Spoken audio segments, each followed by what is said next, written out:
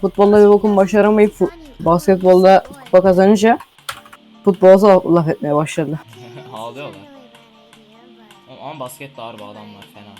He? Gidiyor muyuz? Beyler benim çıkmam lazım. Okey hadi bak yiyelim. İyi akşamlar gang. Sağ ol.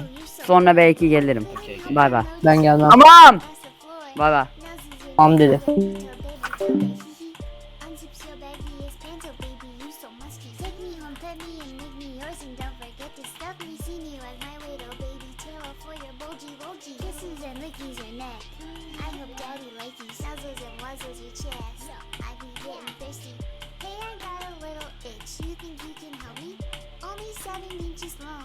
Please adopt me. Pause on your butt as I lick my lips. Gotta hit him with this free shit. You don't see it coming.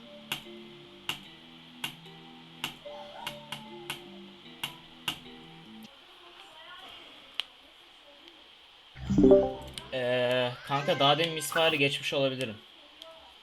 Harbi mi? Harbi ya. Vallahi bu arada geçtim. Pressure oynayak mı? Ya abi götünü. Tamam geliyorum. Bu arada fuck it, this is lie. I did not cheat. Fuck this shit. Yeah. Sövmene çok gerek yoktu.